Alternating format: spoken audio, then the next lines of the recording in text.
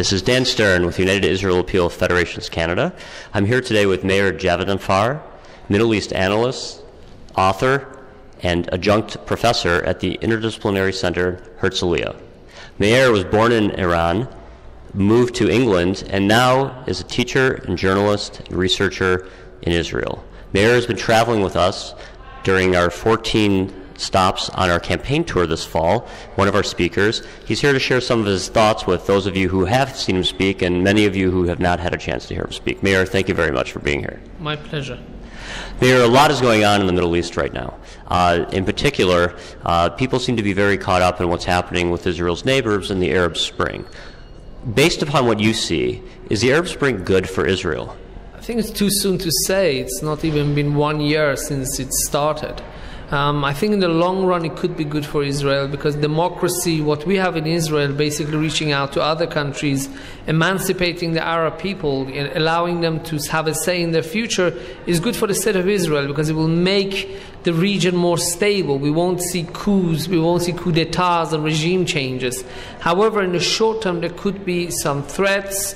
A lot of these dictatorial governments who've just fallen for many years banned Islam in politics, and this has now basically created some kind of an attraction for Islam in politics, which means that in the short term Islamic parties could win elections, as it happened in Tunisia, and it could also happen in Egypt, and this is the immediate threat. But whether these Islamic movements will decide to attack Israel, it's unlikely. What could happen is that we could see deterioration in relations with such countries. But in the long term, I think the people who went to the streets to have the Arab Spring, they wanted a better future and they wanted democracy. They did not want the elimination of the State of Israel. There is a very large concern amongst many Jews in the diaspora, especially here in Canada, that Iran has been strengthened by the events and instability of the Arab Spring. Would you say that's correct, or do you see things differently? I'd say the exact opposite. Iran has been weakened by what's happened in the Arab Spring, because the Arab Spring is exactly what the Iranian regime isn't. It's about fight against corruption for better economic prosperity. Iran is becoming more and more corrupt every day. It's about democracy, and the Iranian regime is becoming more and more dictatorial every day. And we see that Iran's influence in the region has been waning, has been decreasing because of the Arab Spring, such as we saw events especially in Syria. So I think in the short to the medium term, at least, if not in the long term, the Arab Spring has been very much to the detriment of the Iranian government. There's been a lot of concern this summer and fall with the Palestinian unilateral bid for statehood. That's viewed as many who are unsure whether it is a movement towards seeing a Palestinian state or if it's obstructionist and so forth, and whether or not it's a positive thing or a negative thing. Would you be able to shed a little bit of light on what you see are some of the issues regarding what's been occurring in the Palestinian bid at the UN this fall? The Palestinians have gone to the UN in order to get their own states because, according to their position, they are frustrated that the peace process is not going anywhere and that Israel continues to build settlements. And now the Palestinians are hoping that unilaterally, without negotiation through Israel, they're going to get a state. Perhaps they will, but there will not be a Palestinian state, a real Palestinian state, until such times that Hamas and PLO sit down and talk to each other and actually form that reconciliation government that they promised. This is the most important aspect of a future Palestinian state.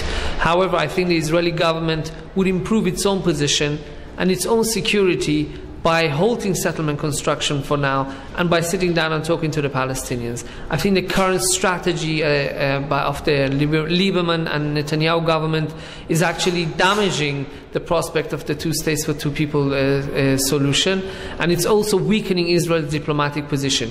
Israel is a military superpower. However, the military won't be the answer to all of our problems.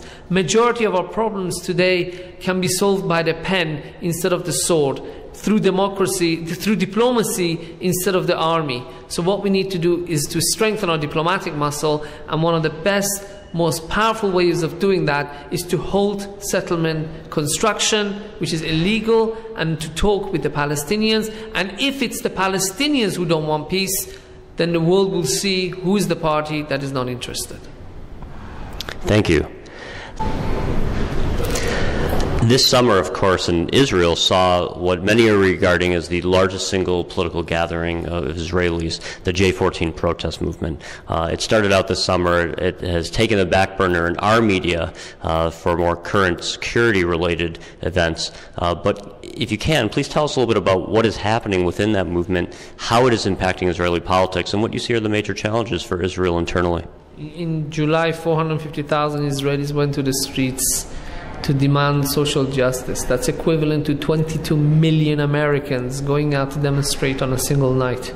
What people want is a fair economic system, fair distribution of government investment, reduction in defense, which is of course necessary, but a more balanced investment whereby the defense gets what it needs, but also the other important aspects of Israeli society, and for example, investment in the health sector and education also get a fair share of the budget. It's about fairness. It's about Israelis being able to meet their economic needs.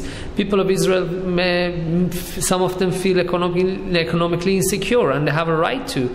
25% of Israelis live under the poverty line. So what people are demanding is for the government to balance its budget in terms of helping health and education as well as defense, and not just on the issue of defense, and also to open up the Israeli market so that the prices come down. The state of Israel is a superpower. People didn't go to demonstrate because of Ahmadinejad or because of Hamas. They're not scared of them. What concerns us is the deteriorating economic situation, which is making Israelis leave and making the lives of Israelis more difficult every day. Now, what will happen in the future if this organization, the J14 organization, manages to form a political party?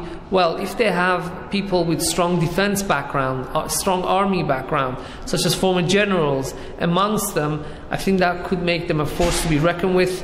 And I think Likud, Kadima, and Israel Beitin especially have a lot to fear if the movement turns into a viable political organization, because people of Israel today more than ever want economic security as well as their immediate military security.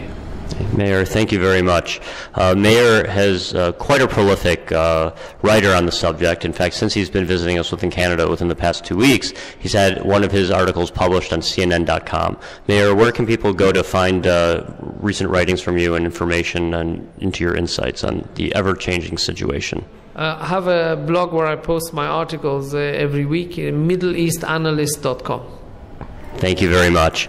Meir has spoken in front of 14 of our communities by the time he's finished with us here in Canada. It is our campaign that enables us to have the opportunity to bring a speaker like Meir to Canada and to many of our small regional communities. Please help us with our mission, not only for this great programming, but helping with the many Israelis and individuals in the former Soviet Union who rely upon our assistance every single year to improve and sometimes sustain the quality of their lives. You can find us at jewishcanada.org. Thank you very much.